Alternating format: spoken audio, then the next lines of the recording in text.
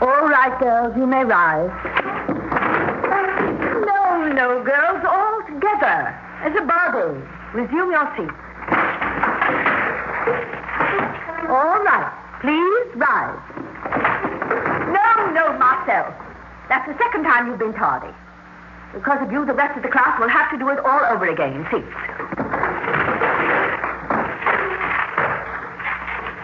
Now, all together.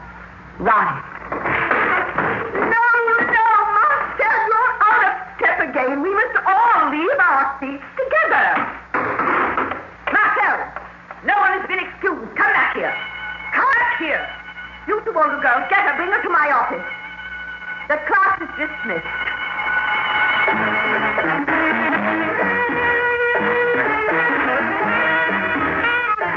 Theater 5 presents Miss Mildred Dunnock in I Love You.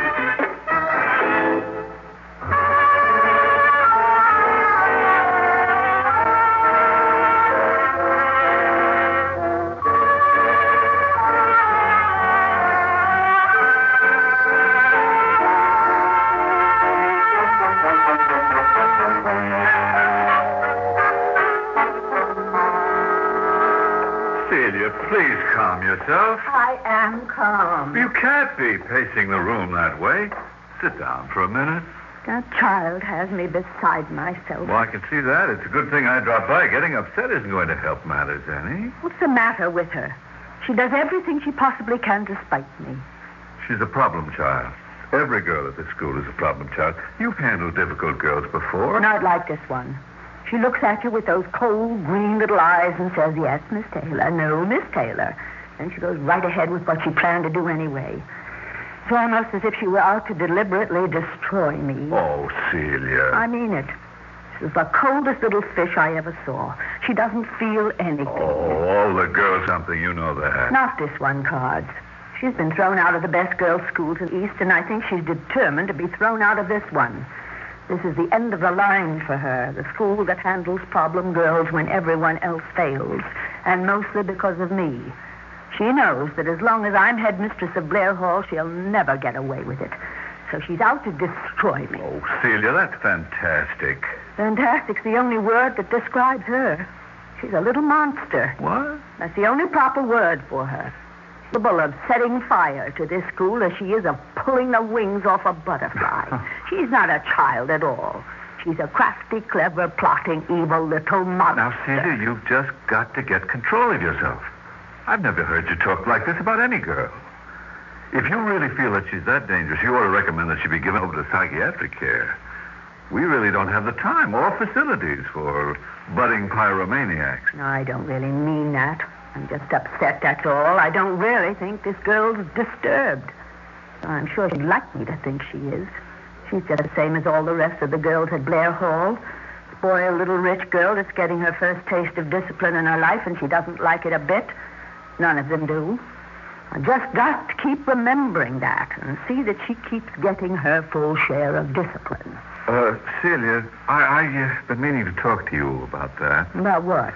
About the way you discipline the girls here. Look, don't you think that sometimes you're just a little hard on the girls? You think I am? Well, frankly, yes. Mr. Cards, this school was founded on discipline. The bricks and ivy are held together with it. When I was just a young governess starting out, I discovered that the one thing the children of the very rich need most is discipline. Their parents are always too busy or too self-indulgent to give it themselves, and they're always delighted to find somebody who can. You should see some of the brats I've handled. And I've discovered the more unruly a child is, the more he needs discipline, secretly longs for it. Because the parents couldn't discipline themselves, they couldn't discipline their children, so they have to hire somebody who can. When they found out I was a person who could, they built this school for me. But this isn't a workhouse orphanage out of Dickens. No, but it's a reform school for the very rich, and don't you forget it. These girls aren't underprivileged, they're overprivileged. They've had everything their little hearts desire. Clothes, money, horses, everything but the one thing they need most, discipline. Well, I agree that discipline has its place, Miss Taylor, but I don't think it's the only thing a girl needs. A child can be surrounded by all the material things in the world and still feel like an orphan. Just what else do you think the girls need? Well, this may sound strange to you, but I think what most of these girls need is love. Love? Oh, God. The last thing these girls need from you and from me is our indulgence. No, I didn't say indulgence. I said love. Discipline always has to be tempered with affection, real affection, or else it's just... Mr. Cards, as headmistress of this school, may I suggest that I know just what these girls need? I was only making a suggestion. Discipline is what this school was founded on. It's what we're famous for. And as long as I remain headmistress of Blair Hall, it will always be its chief virtue. Yes? Miss Letourneau to see you. Send her in. Well, I'll be going. No, please stay. You can see for yourself just how much love this child is capable of. Well, don't just stand there, Marcel. Come in. Stand up straight when you walk. Head up. Shoulders back. Don't slouch. When you stand before me, you stand at attention. Is that clear? Yes. Yes, what? Yes, ma'am. Whenever addressing an older person or a person in authority, always use the correct form of address as a mark of respect. You've been told that before, haven't you? Yes. What? Yes, ma'am. Don't be so recalcitrant, young lady. You're hurting no one but yourself. Are you aware that your uniform is dirty? Yes, ma'am. And you dare to report to this office in a soiled uniform and dirty socks? Yes, ma'am. Why? I forgot. In the future, see that you do not forget. I should send you back to your room right now to change, but I have very little time to waste on people like you. I called you in here to discuss your conduct in class this afternoon. But while waiting for you to show up, I've been going over your record here at Blair Hall, and frankly, it isn't an enviable one. Do you have anything to say for yourself? Well? No. No what? No, ma'am. That's a perfect example of what I'm talking about. You've been here 6 months, and you still pretend you don't know the proper form of address. You do, don't you? Yes. Then why don't you use it? Because I don't want to. Because you don't want to. You think that's sufficient reason for you to do anything you don't want to do? Well, I'm here to tell you, young lady, there will be many, many things in this world that you will have to do, even though you don't want to do them. And I'm here to see that you do. Now, is that clear? Yes. Yes, what? Yes, ma'am. Well, that's better. I'm not going to go over your enviable record since you've been here. Tardiness, slovenly dress, disrespect, screaming in the halls at night. I had a nightmare. You didn't want to go to bed. I was scared. You had a temper tantrum because you didn't have your way. That's not true. You will speak only when spoken to, young lady. Do you understand? You're a liar. Silence. Now, you're not going to draw me into a childish, pointless argument over who did what 3 months ago. We're here to discuss what took place in class this afternoon. Why did you leave before class was dismissed? I thought you dismissed the class, Miss Taylor. I did no such thing. Yes, you did. You said class dismissed, so I got up and ran. Marcel, that is not true, and you know it. But you did, Miss Taylor, you did. Now, who's lying, Marcel? You are. You see, Mr. Cards, it's pointless to try and have a rational discussion with someone who's incapable of discussing events honestly. Like the obdurate little animal you are, you will respond only to discipline. Do you have anything to say before I tell you the penalty of your actions this afternoon? Very well, then. I was going to deprive you of all privileges and confine you to your room for a month. But due to the kind intercession of Mr. Cards here, I've decided to be lenient. You will lose all your afternoon free periods and all sweet shop privileges. Is that clear? Yes. And one other thing.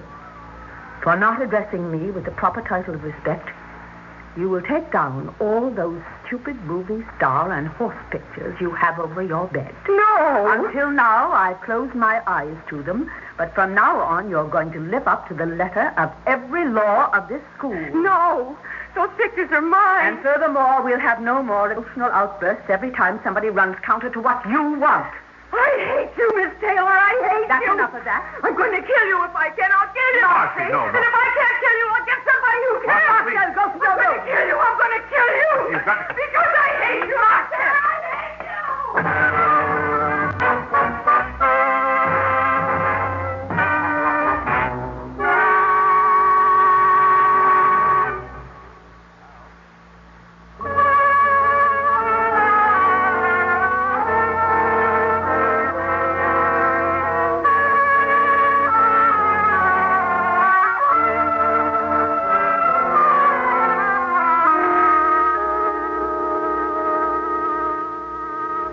Well, congratulations are in order, Miss Taylor. Evidently, you've won. More tea? You see, it's just as I said, cards. Substantial amounts of discipline religiously applied, and you have a model child. She's a model student, all right. She's punctual to the minute. She's polite to everyone. She never comes to class unprepared. Well, what more can you ask? Model students make model adults. And that's what we're here for, to turn out model little adults. But that's just it. She's nothing but a little model. She doesn't laugh anymore. She doesn't speak unless she's spoken to. I haven't seen her play with the other girls once since you locked her in that room for that month. Well, we can't expect miracles, Cards. You can't change the basic person. She was highly antisocial when she came here. But this is different somehow. It's as if all her spirit had been killed. As if she was dead inside. You're nothing but a sentimental old fool, Cards. That's why you'll never be anything but an old-maid English professor. Our little Lillian isn't dead. She's only defeated. She's like a colt broken to halter. If she's quiet, it's only because she's surprised and hurt. Things aren't like they used to be in the fields. And after she gets used to it, she'll be all right. But even you yourself have been disturbed over some of the strange things that have been happening. The flash fire in the laundry last month. The insecticide that got spilled in the cafeteria soup.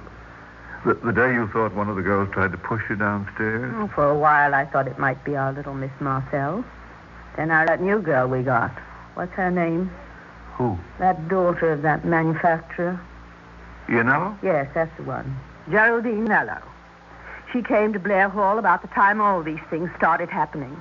And her parents sent her when they discovered she was the one who had pushed her little brother down the stairs.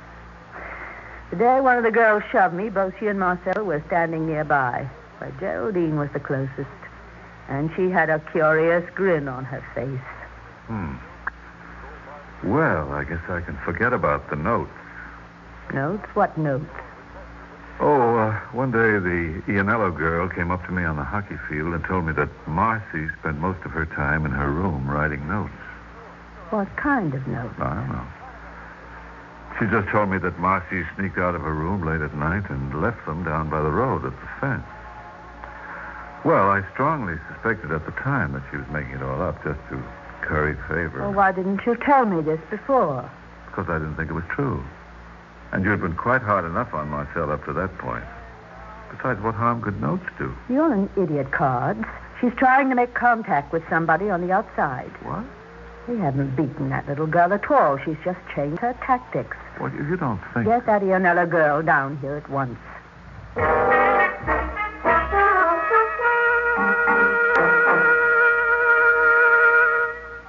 It's just like I told Mr. Cards, Miss Taylor. She spends most of her time in her room writing notes. What kind of notes? I don't know. I mean, she won't let anybody read them. She tears them up if you come near her. Once when one of the older girls tried to take one away from her, she slapped her till her nose bled. And you say she leaves these notes down by the road at the fence? Yes, Miss Taylor. She sneaks out of her room at night and leaves them in a tree or under a rock. I know because I followed her a couple of times.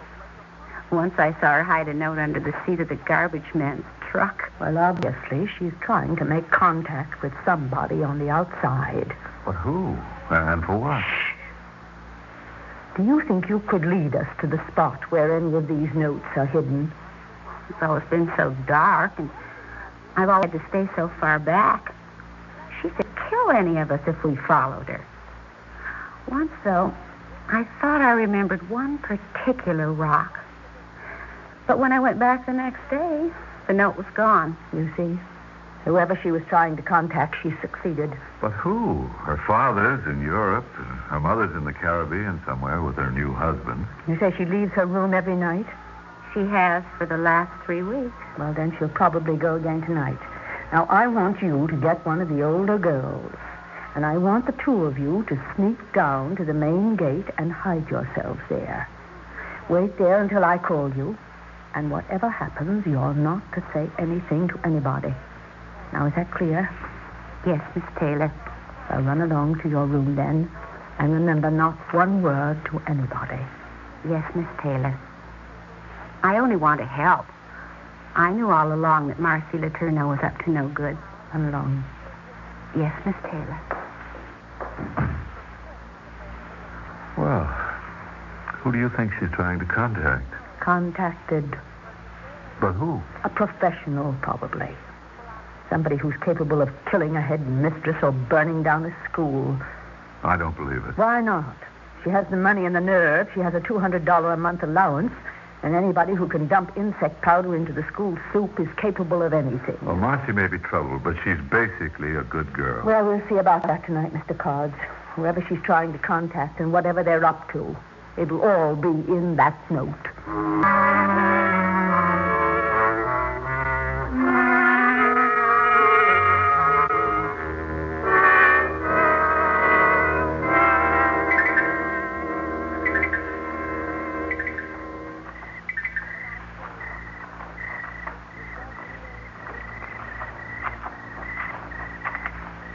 She's not coming. Quiet. We've been out here over an hour since lights out. There she is. Where? There.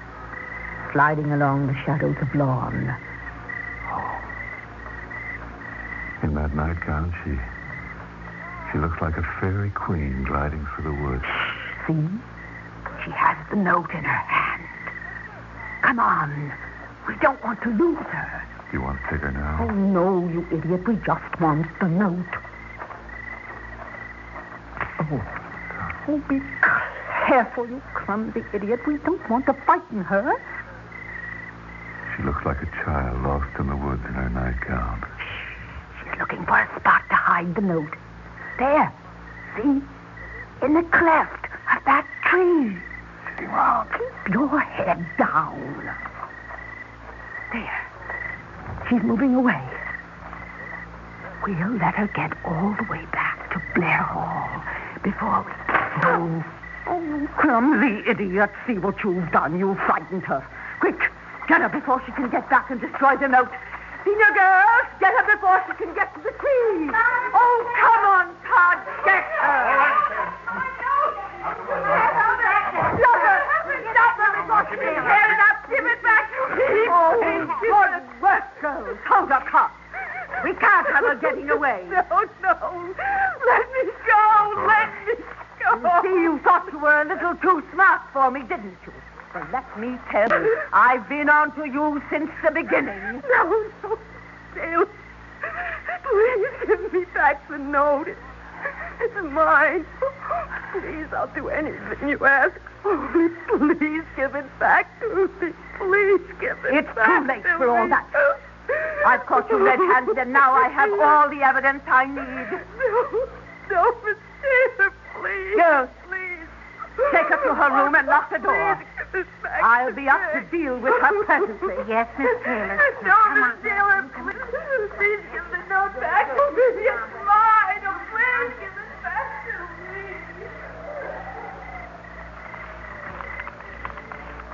Now, we'll know exactly what runs through her wicked little mind. Well, what does it say? Whoever reads this, I love you.